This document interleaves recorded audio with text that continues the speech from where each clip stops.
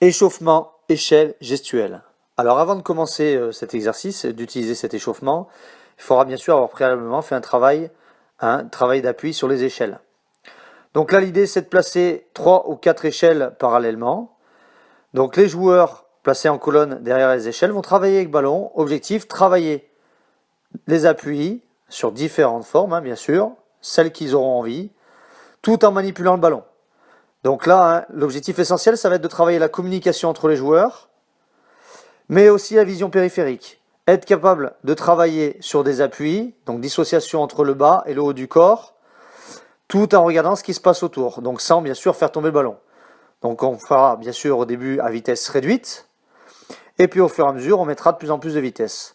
Bon, l'idée c'est de mettre certaines consignes en disant au départ on peut garder un petit peu le ballon, et puis au fur et à mesure donc, de la vitesse, et aussi faire circuler le ballon de plus en plus vite avec tout type de passe. Donc utiliser certains types de passes d'abord et puis éventuellement d'autres ensuite.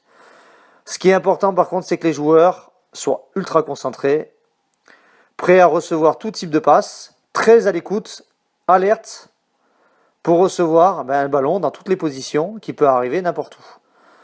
Donc encore une fois, l'important ici, ça va être de travailler la vision périphérique, les appuis. Donc très bon exercice d'échauffement avant un entraînement ou éventuellement même avant un match, pour travailler la capacité du joueur à être à l'écoute, sa concentration, son implication, tout en échauffant les différents membres du corps. Donc très important de travailler sur la communication. Et donc au fur et à mesure, on met un petit peu plus de vitesse. Et l'idée est de faire en sorte que le ballon reste le moins possible dans les mains du porteur. Donc il circule beaucoup plus vite. Toujours trouver un soutien, donc on peut le travailler avec 5-6 joueurs cet exercice-là, mais on peut aussi le travailler éventuellement avec toute une équipe avec beaucoup de mouvements.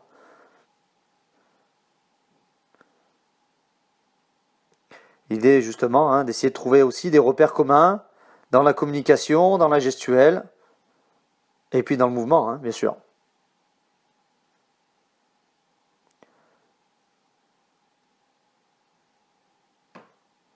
Important pour les joueurs aussi d'être capables d'alterner les différentes formes, les différents travails d'appui, et les différentes formes de passe. Toujours pas rester sur les mêmes choses. Ça c'est important, pouvoir alterner tout type de passe.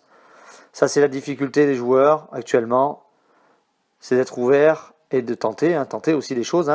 Ça fait partie aussi un peu de la prise d'initiative. Vous voyez là, au fur et à mesure, on essaye d'aller de plus en plus vite.